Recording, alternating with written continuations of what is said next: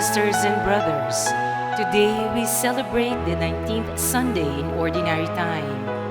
The Healing Eucharist Incorporated and the SVD Secretariat for Social Communications, in cooperation with ABS-CBN, Philippine Daily Inquirer, Pagoda Philippines Incorporated, RCBC Discartec, Bernabe Construction and Industrial Corporation of Asia, and Balikbayan Handicrafts celebrate with you this Holy Mass. Our Mass presider is Reverend Father Glenn Paul M. Gomez, SVD. Our celebration will now begin.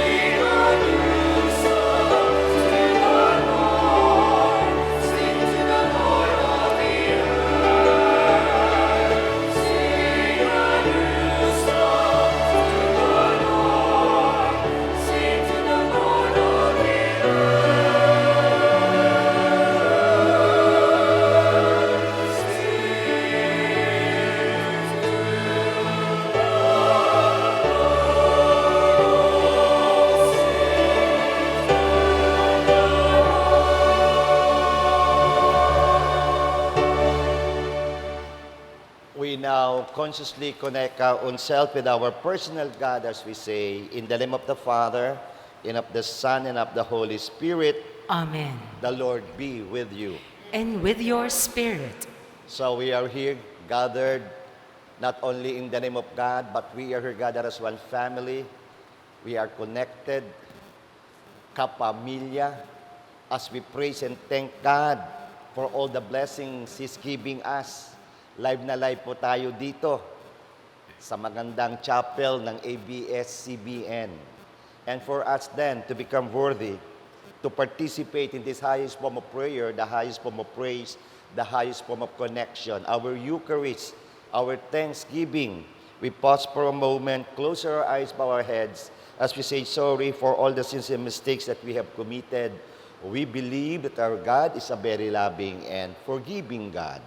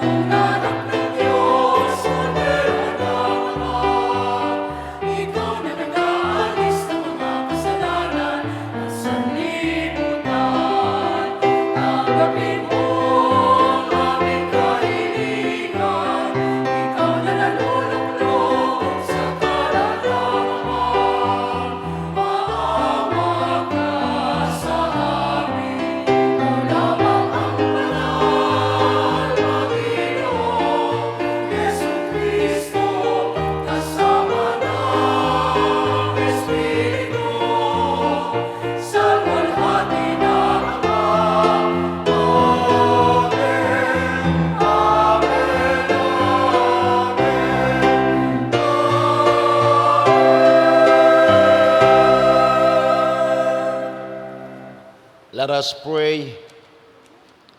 Almighty ever-living God, whom, taught by the Holy Spirit,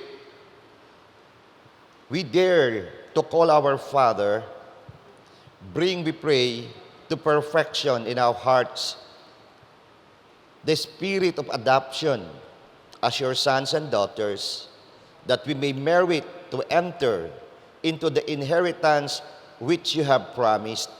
To our Lord Jesus Christ, your Son, who lives and reigns with you in the unity of the Holy Spirit, one God, forever and ever. Amen.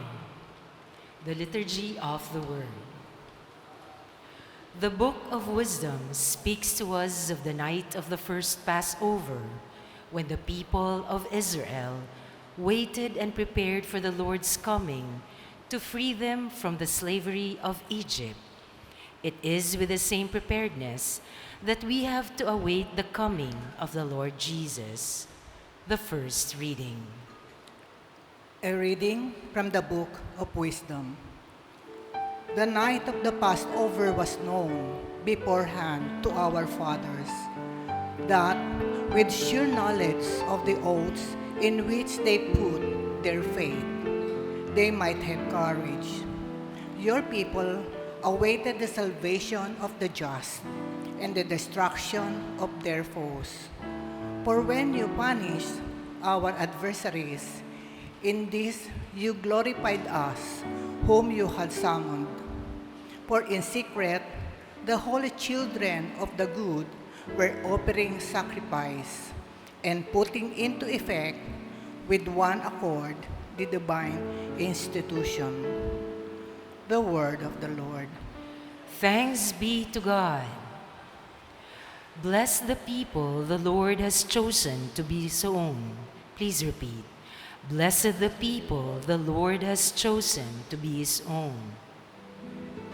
Exalt you just in the Lord. Praise from the upright is fitting. Blessed the nation whose God is the Lord, the people he has chosen for his own inheritance. Blessed the people the Lord has chosen to be his own. See, the eyes of the Lord are upon those who fear him, upon those who hope for his kindness, to deliver them from death and preserve them in spite of famine. Blessed the people the Lord has chosen to be his own. Our soul waits for the Lord, who is our help and our shield. May your kindness, O Lord, be upon us, who have put our hope in you. Blessed the people the Lord has chosen to be his own. The letter to the Hebrews tells us of Abraham and our other ancestors in faith who believed and put their trust in the Lord. Through faith, they proved themselves worthy of God's promises. The second reading. A reading from the letter to the Hebrews. Brothers and sisters, faith is the realization of what is hoped for and evidence of things not seen. Because of it, the ancients were all attested. By faith, Abraham obeyed when he was called to go out to a place that he was to receive as an inheritance. He went out, not knowing where he was to go. By faith, he sojourned in the promised land as in foreign country, dwelling in tents with Isaac and Jacob, heirs of the same promise. For he was looking forward to the city with foundations, whose architect and maker is God.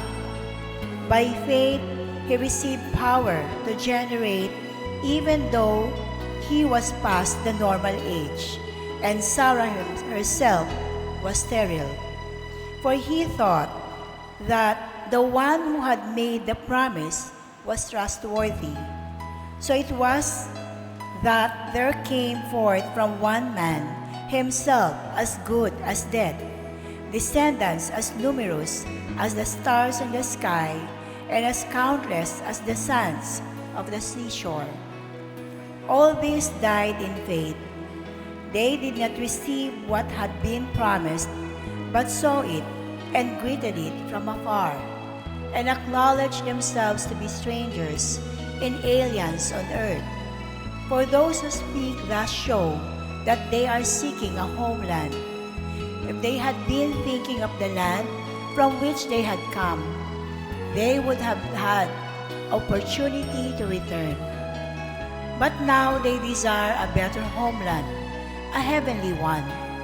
Therefore, God is not ashamed to be called their God, for he was prepared a city for them. By faith, Abraham, when put to the test, offered up Isaac, and he who had received the promises was ready to offer his only son, of whom it was said, "Through Isaac, descendants shall bear your name." He reasoned that God has able to raise them even from the dead, and receive Isaac back as a symbol. The word of the Lord. Thanks be to God. We honor the Holy Gospel.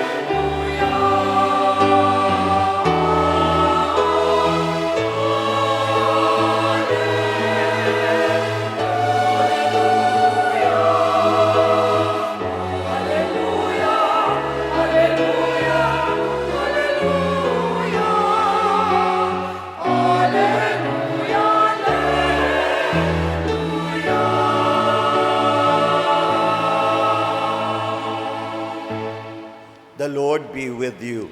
And with your spirit. A reading from the Holy Gospel according to Luke. Glory to you, O Lord. Jesus said to his disciples, "Do not be afraid any longer, little flock, for your Father is pleased to give you the kingdom. Sell your belongings and give alms. Provide money bags for yourselves that do not wear out, inexhaustible treasure in heaven that no thief can reach nor moth destroy. For where your treasure is, there also will your heart be. Gird your loins and light your lamps, and be like servants who await their master's return from a wedding, ready to open immediately when he comes and knocks. Blessed are those servants whom the master finds vigilant on his arrival. Amen, I say to you. He will gird himself, have them recline at table, and proceed to wait on them. And should he come in the second or third watch and find them prepared in this way, blessed are those servants.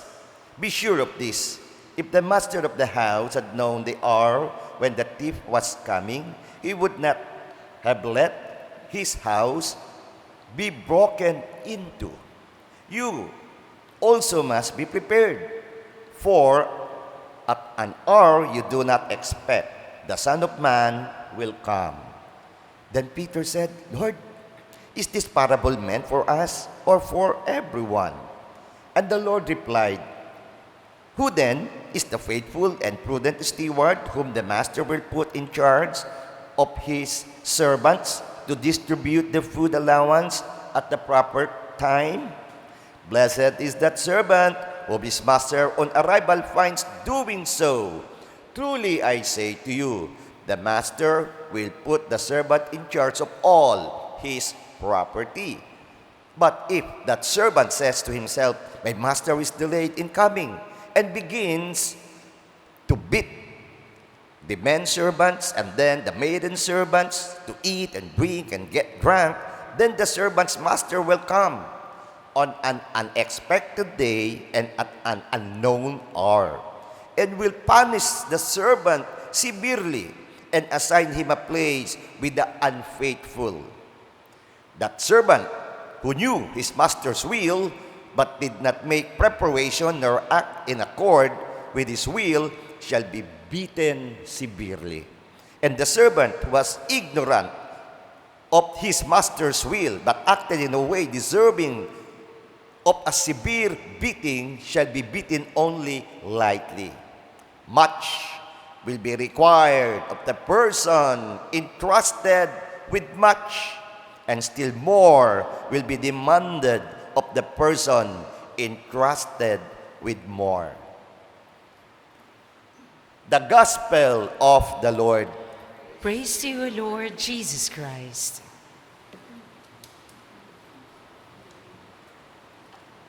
Isa pong mapagpalang umaga sa ating lahat. Purihin po natin ang Panginoon. So ngayon po, the 19th Sunday in Ordinary Time, August 10. I would like to begin by sharing with the feast that we had last Monday, and I will end my sharing with another feast last Wednesday. So umpisahan po natin. Ano ba yung Monday? In fact, last Sunday, we already celebrated his feast. Sino siya? Saint John Vianney. So August 3 pa lang, last Sunday, we already asked for his intercession. And our Saint John Vianney is the patron saint of priests, particularly of all the parish priests. And look at his life. Saint John Vianney focused on serving God. He truly served God's people. At yung pinaka ginawa niya, matagal mag-stay sa confessional box. And we praise and thank God because of Father Nap Baltazar of the Diocese of dyan po, no? Sa Bulacan. So, because the parish priest then is a friend of Father Nap, doon pumunta po at binisita namin si Saint John Vianney doon sa parokya ang kanyang pinagtatrabahuhan. I was asked to be the main celebrant and we were allowed to use his chalice. Kaya napakasarap, no, madama na nagamit ang chalice na ginamit ni Saint John Vianney. At tayo, ngayon, in today's gospel, napakagandang paalaala. So we have just heard the gospel from Luke chapter 12, verses 32 to 48. So, ano ba ang pakay ni Lord sa ebanghelyong ito? So let me share 3 insights. Number 1, don't be afraid. God's kingdom is yours. Ang ganda eh. Kung sa Tagalog, huwag matakot, ang kaharian ng Diyos ay iyo. Pakitapik nga po ang katabi, pakisabi, ang kaharian ng Diyos ay iyo. Ang galing ano? Talagang, anong ibig sabihin na ito? What a command in today's gospel. Sabi talaga ni Jesus yan, iyo ang kaharian ng Diyos. So sabi ni Jesus sa kanyang mga alagad, huwag matakot, munting kawan, sapagkat nalulugod ang iyong Ama na ibigay sa inyo ang kaharian. So the Father is so happy to give God's kingdom. That's the essence, the number 1 message of today's gospel. Literally, pakisabi uli sa iyong katabi, iyo ang kaharian ng Diyos. Beautiful. At itong ating palalimin pa, ito ay isang makapangyarihang mensahe ng katiyakan sa ating lahat. This is the guarantee. This is the promise.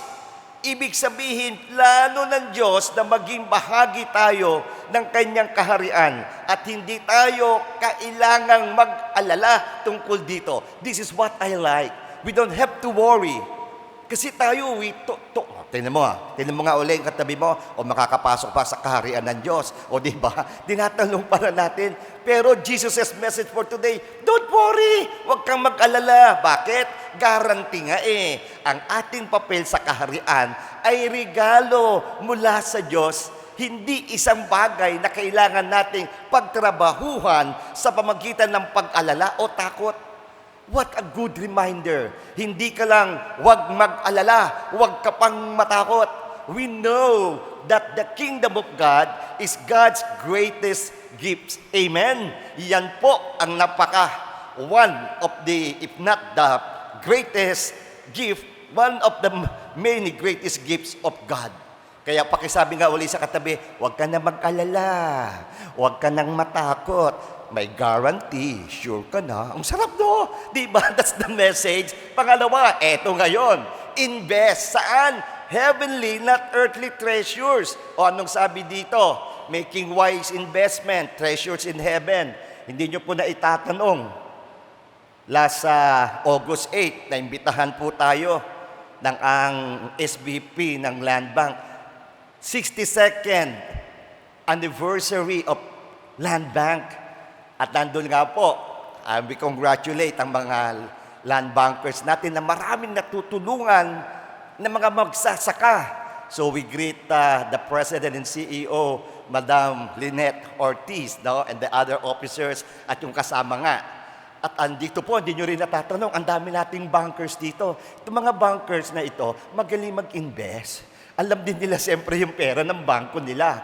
Ang kabiyak ni SBP Piwi, talagang official din sa RCBC, no? The digital banking expert, Brother Lito Villanueva. O diba? Ayan po. Pero ang ulit, ang sabi, not in earthly bank. Ay nako, yun lang. Saan ka daw mag-i-invest? Sa langit.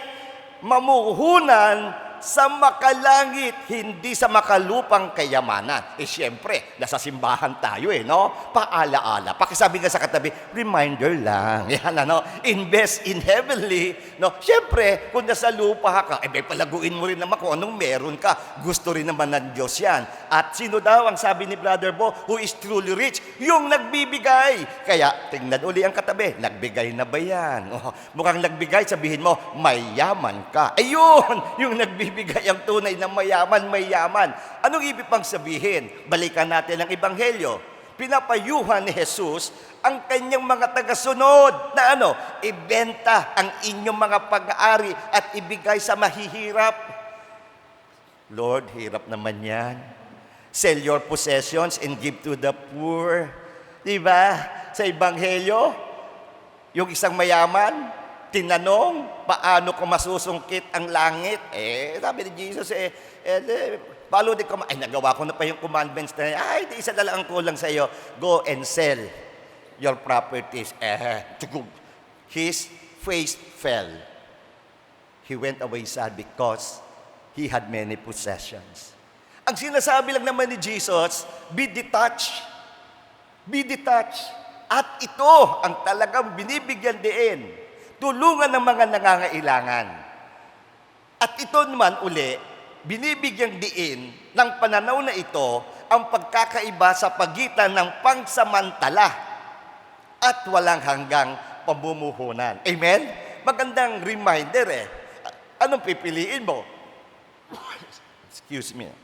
Temporary investment o yung permanent na gusto mo, di doon ka na sa siguradong permanent, ika nga. So with that, ang mga makalupang pag-aari ay pangsamantala at maaaring mawala, manakaw o masira. Yan nga ang sabi natin sa earthly wealth. So, money is temporary, car is temporary, house is temporary, career is temporary, God is eternal. So again, mga paalaala ito. Kaya nga, panghuli, ito na ang kagandahan. Be ready and watchful for Christ's return. Anong ibig sabihin? Pakitapik ang katabi. Our life here on earth is temporary. Ay, pakisabi nga, ang buhay sa mundo ay talagang temporary. So magandang paalaala. Anong ibig sabihin ngayon yan? Maging handa at magmatyag para sa pagbabalik ni Jesus. Balikan pa natin uli yung pagninilay. So pagkatapos ay sinabi ni Jesus sa kanyang mga alagad na itong gusto ko, maglaan kayo ng mga bulsa para sa inyong sarili na hindi naluluma. Tingnan nyo nga po yung katabi ng katabi nyo. Ayan, yung katabi nyo pala, tingnan nyo yung bulsa ng katabi nyo. Anong klaseng bulsa yan? Ito daw yung bulsa. Isang kayamanan sa langit na hindi mauubos. Ang galing doon mo raw ilagay sa bulsang yon. Maglaan ka rin ng packet na ganon. So, stockpile treasure in heaven pa rin, ang sinasabi nga. So, ganun pa man, ang mga gawa ng pagkakawang gawa at pamumuhay na nakatuon sa Diyos ay lumilika ng isang pangmatagalang kayamanan na hindi maaring kunin. Amen? This is the real treasure that lasts forever. So with that, stay focus ang kinakailangan. Ito ay tungkol sa paglilipat ng ating focus mula kung ano ang meron tayo rito, patungo sa kung ano ang ating itinatayo para sa walang hanggan. So with that, another reminder, pakisabi rin sa katabi, Jesus is coming back. Pakisabi nga, Jesus is coming back. Babalik si Jesus. Amen! So, panghuli talaga, kung babalik si Jesus, ano naman ang ating plano? As we wait for Jesus' return, what are our plans? Ito na yung panghuli. Let me share something about the feast that we celebrated last Wednesday. August 6, the Feast of Transfiguration of the Lord. Amen? Sa mundo po natin ngayon, ang daming disfiguration. Alam niyo yung body modification? Di ba tattoo-tattoo lang dati? Ngayon, meron ng grabe, piercing. At yung mga dila, hinahati. Yung ilong, ganun din. Yung iba nga naglalagay pa ng mga literal na mga sungay. Anong ibig sabihin? In today's contemporary time, there are many challenges in our life. So, let's learn from Transfiguration. Kung napuntahan namin yung St. John Vianney's Parish, kasama nga palagi si Sister Rose, I personally went up together with the Filipino pilgrims, with Sister Rose, to that place where Jesus transfigured. Saan yun? Mount Tabor. Kaya, as we wait for Jesus' coming, His second coming, have a Mount Tabor experience. Sino ba ang sinama ni Jesus when He climbed the mountain? Kilalang kilala. So Jesus invited His core group friends. Uulitin ko lang po ito. Sapagkat sa ating buhay sa mundo ngayon, sa maraming pagsubok, kinakailangan natin ng mga kasama na tutulong sa atin sa paghintay ng muling pagbalik ni Jesus.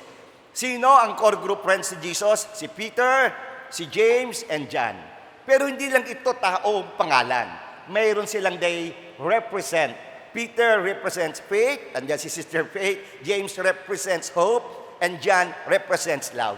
Ang tunay daw na human friends ay ito. Sino ang kaibigan mo? Sila ba'y nagdadala sa inyo ng pananampalataya, pag-asa, pag-ibig? Sila ang best human friends, BHF. Doon sa Mount Tabor, may another group of friends. Sino ang lumitaw when Jesus transfigured? Sino nga? Tama, Sister Michelle, tama rin yun, Moses. Gab, sino isa? Tama rin, si Prophet Elijah. So, sino itong dalawang ito? Moses represents the law, Elijah represents the prophets. So, kailangan natin ang susunod is spiritual friends. Pakisabi nga sa katabi, sinong spiritual friends mo? Ako, Glenn Paul. Kaya ang personal patron ko, si St. Paul. Di ba? Si Christy. Sino pa? Di si Cristo. Ang galing, So, even Jesus could be our spiritual friends. Kaya panghuli, pag mayroon ka ng best human friends, best spiritual friends, panghuli, there was a voice from heaven. Anong sinabi? You are my beloved son. You are my beloved daughter. You are my beloved child. Ano yun? Jesus experienced a deep affirmation from the Father. Sana maranasan na natin ang itong affirmation which Jesus experienced. The Father Himself affirmed Jesus, and that truly helped Jesus to face the challenges. Particularly, He anticipated His glory because He knew that He would be crucified. So with that, mayroong God, Father, Friend. Sino ngayon? Panghuli na. Ito, Mount Tabor experience. Best human friends, best spiritual friends, and have God, Father, Friend. BHF, BSF, and GFF. Kaya ngayon, ating sagutin ang Q&A natin. Feel mo? Gets mo? Gawin mo? Purihin natin ang Panginoon. So we rise and now we profess our faith and say, I believe in one God, the Father Almighty, maker of heaven and earth, of all things visible and invisible. I believe in one Lord Jesus Christ, the only begotten Son of God, born of the Father before all ages, God from God, light from light, true God from true God, begotten, not made, consubstantial with the Father. Through Him all things were made. For us men and for our salvation, He came down from heaven, and by the Holy Spirit was incarnate of the Virgin Mary and became man. For our sake He was crucified under Pontius Pilate. He suffered death and was buried, and rose again on the third day in accordance with the Scriptures. He ascended into heaven and seated at the right hand of the Father. He will come again in glory to judge the living and the dead, and His kingdom will have no end. I believe in the Holy Spirit, the Lord, the giver of life, who proceeds from the Father and the Son, who with the Father and the Son is adored and glorified, who has spoken through the prophets. I believe in one holy, Catholic, and Apostolic Church. I confess one baptism for the forgiveness of sins, and I look forward to the resurrection of the dead and the life of the world to come. Amen. and now we verbalize our needs. Let us ask our Father in heaven to awaken our hearts, that we may always stand ready for work in building His kingdom on earth, for the glory of His name, and for peace and goodwill among peoples. Full of confidence, we pray. Father, listen to our prayers. Grant Pope Leo, bishops, priests, and deacons the love and dedication of shepherds living with the smell of the sheep as they stay close to the people, especially to the marginalized. We pray. Father, listen to our prayers. Make government officials and political leaders remember that they are not masters of their constituents nor owners of the country's wealth, but servants who are answerable for what we have entrusted to them. We pray. Father, listen to our prayers. May those who are undergoing crisis in married life, those who are suffering diseases and illnesses, and those burdened with financial problems find help from the Lord and from people with good hearts. We pray. Father, listen to our prayers. May we remain steadfast and unwavering in our faith, holding on to hope even in the face of adversities, and active in works of charity. We pray. Father, listen to our prayers. May the Lord keep in safety those who travel today. May our country be spared of natural calamities and the evils of strife and violence.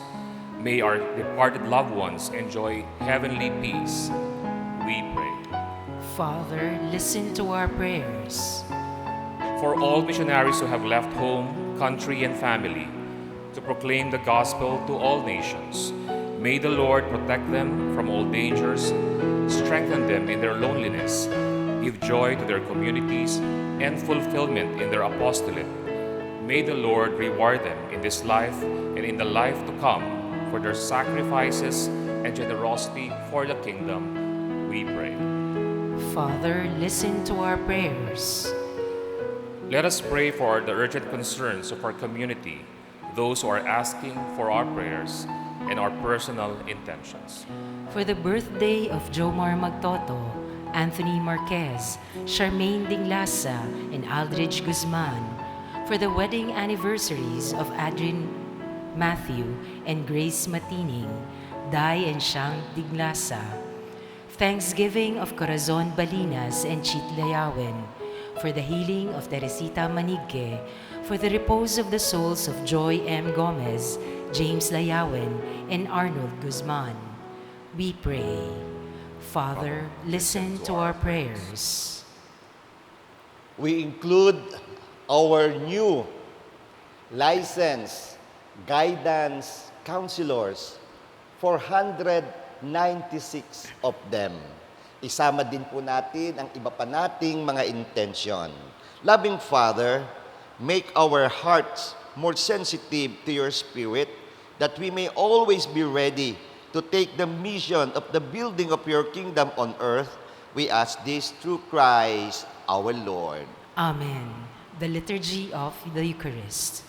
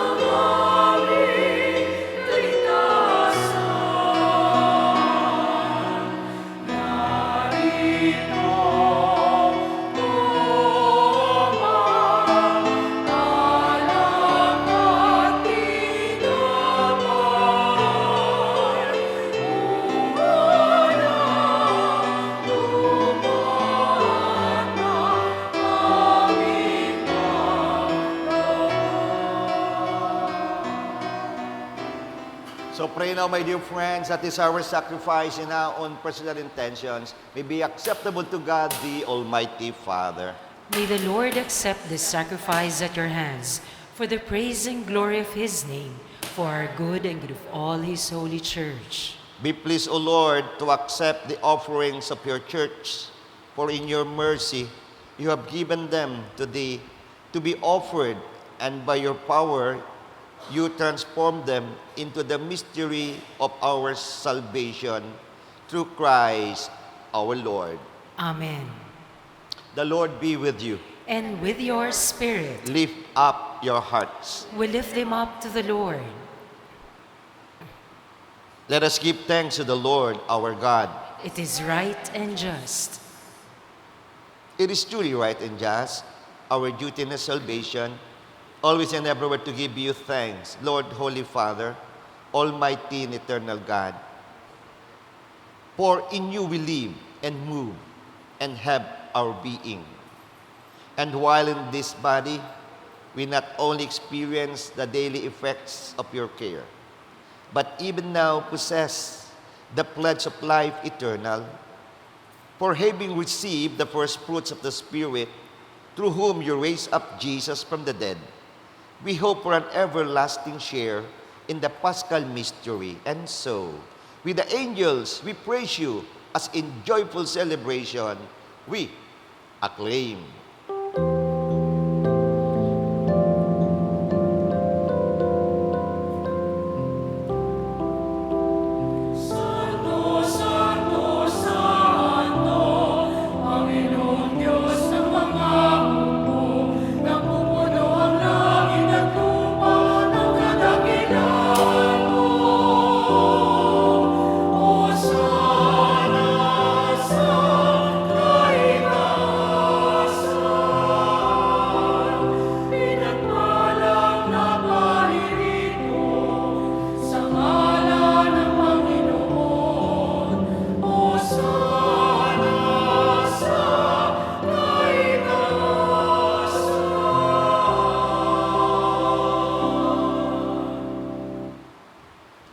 You are indeed holy, O Lord, upon of all holiness.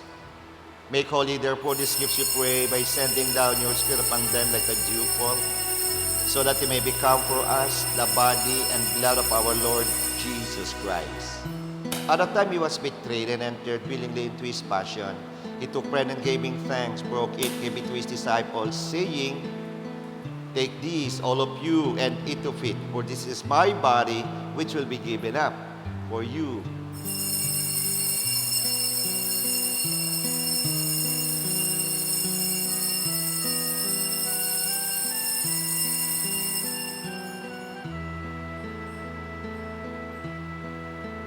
In a similar way, when supper was ended, he took the chalice and once more giving thanks, he gave it to his disciples, saying, "Take these, all of you, and drink from it, for this is the chalice of my blood, the blood of the new and eternal covenant, which be poured out to you in for many for the forgiveness of sins.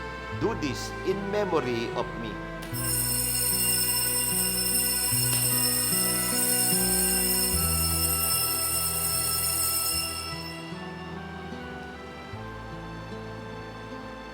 The mystery of faith.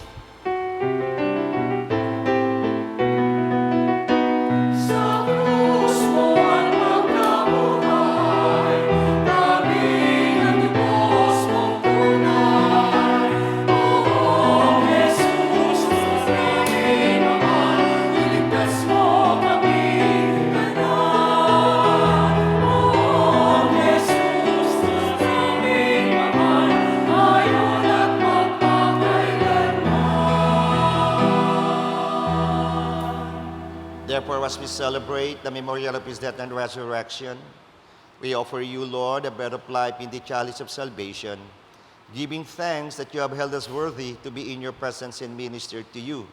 Humbly we pray that partaking of the body and blood of Christ be begotten into one by the Holy Spirit. Remember, Lord, your church spread throughout the world and bring her to the fullness of charity, together with Leo, our Pope, Elias, our Bishop, and all the clergy, the religious, your entire people. Remember also our sisters and brothers who have fallen asleep in the hope of the resurrection, and all who have died in your mercy. Welcome them into the light of your face. Have mercy on us, O Lord, we pray, that with the Blessed Virgin Mary, Mother of God, with the blessed apostles, and all your saints, Saint John Vianney, Saint Arnold Janssen, Saint Joseph Reynadimetz, Blessed Josepa, Blessed Helena, the SBD martyrs, and all your saints who have pleased you throughout the ages, we may merit to be co-heirs to eternal life, and we praise and glorify you through your Son, Jesus Christ. Through him and with him and in him, O God, Almighty Father, in the unity of the Holy Spirit, all glory and honor is yours forever and ever.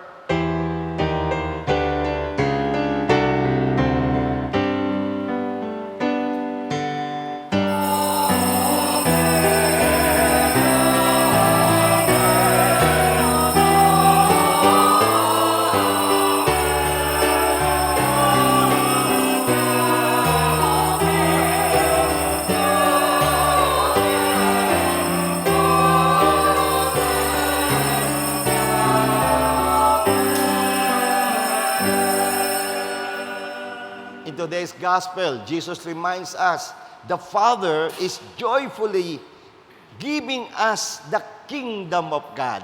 Kaya ipakita natin yung ating saya sa pagtanggap sa kaharian ng Diyos as we now sing the prayer which our Lord Christ Himself taught us.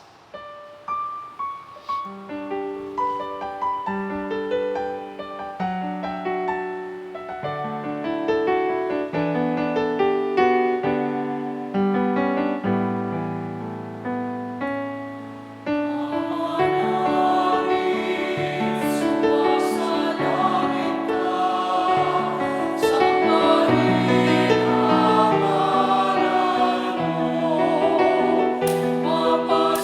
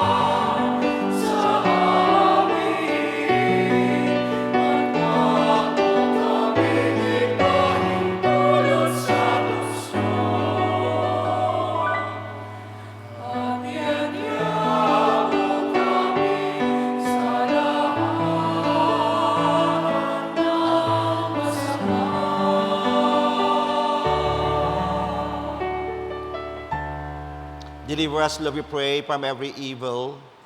Graciously grant peace in our days, that by the help of your mercy, we will be always free from sin and safe from all unnecessary distress as we await the blessed hope and the coming of our Savior, Jesus Christ. For the kingdom, the power, and the glory are yours now and forever. Lord Jesus Christ said to your apostles, peace I leave you, my peace I give you. Lord, look not on our sins, but look on the faith of your church, and graciously grant her peace and unity in accordance with your will, who live and reign forever and ever. Amen. The peace of the Lord be with you always. And with your With spirit, Jesus, the Holy Spirit, God the Father, the Blessed Trinity in us, ibahagi po natin ang ating pinakamatamis ng ngiti bilang sagisag ng kapayapaan sa isa't isa. Peace.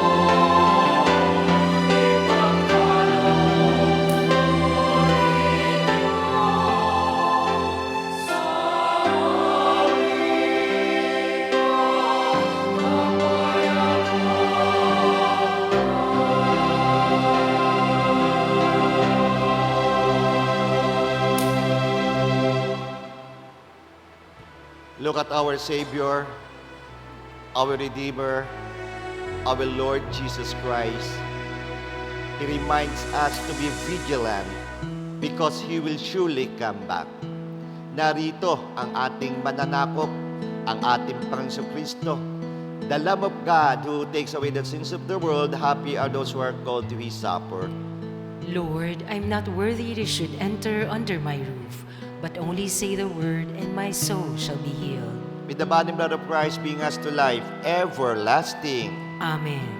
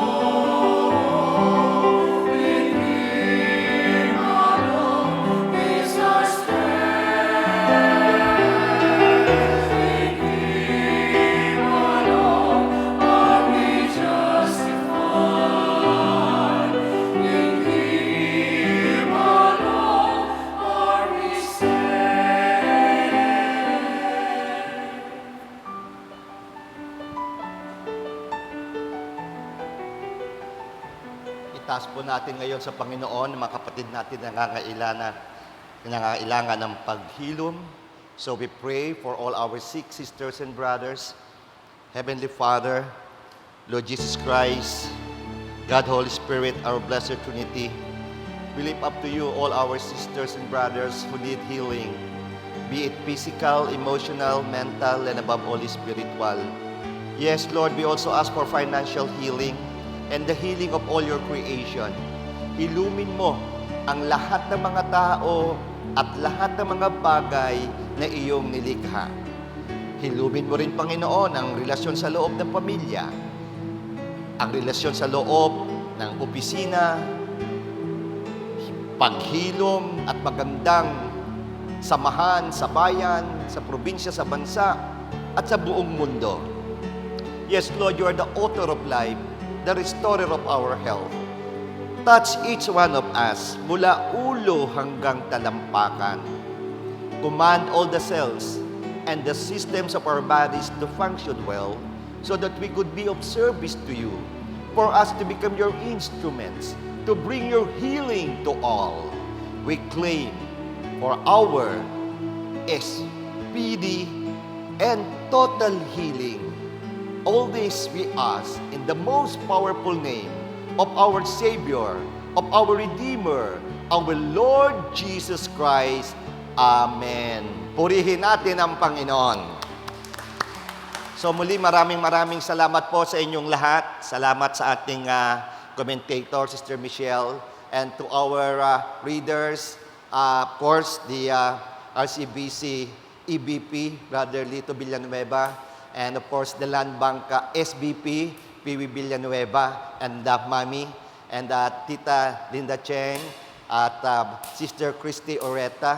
And we congratulate Dr. Luz. Siya po ang chair ng PRC Board of Guidance Counseling and Counseling for the 496 new registered guidance counselors. Amen. Nabanggit lang po. Alam niyo po, ako'y napunta. Tiningnan ko yung nagbibigay ng test dyan sa tinatawag natin to take a neuro and psychiatric test dyan sa PNP. Napakaganda rin po ng testing dyan. So we congratulate yung mga nandyan sa mga guidance counselors, mga psychologists, and our friends there, Colonel Nes Vergara, the head of the testing, and Colonel Ronald Tagaw, kaibigan din po ni Engineer Ed. At siyempre, ang ating pong magandang choir, ang awit, purihin natin ang Panginoon. Thank you, Gab. At yung behind the scene, nandyan, si Marlos, si Jeff, si Anthony, si Bimbong, our cameramen, lightmen, lahat-lahat po ng ABS-CBN crew. At siyempre, muli, maraming salamat po, Senator Erwin Tulfo and family, Sir Charito Tambunting Juan and family, Brother Rodel Manansal and family, Ma'am Rita Cruz and family, and Senator Lito Lapid and family. Pakisabi sa katabi, God bless you abundantly. Amen! Let us pray. Manalangin po tayo. And kindly include our new seminarians. We have 18 first-year collegians, 3 associates, and 6 new diocesan seminarians from the Diocese of Urdaneta. For the school year 2025-2026, we have 77 seminarians in Christ the King Mission Seminary. May the communion in your sacrament that we have consumed save us, Lord, and confirm us in the light of your truth through Christ our Lord. Amen. The Lord be with you. And with your spirit. May Almighty God bless you, the Father, the Son, and the Holy Spirit. Amen. Our Eucharistic celebration has just ended, but our mission begins. Go with Jesus, go with the Holy Spirit, go with God our Father, because God goes with you. Thanks be to God. Thanks, Brother God.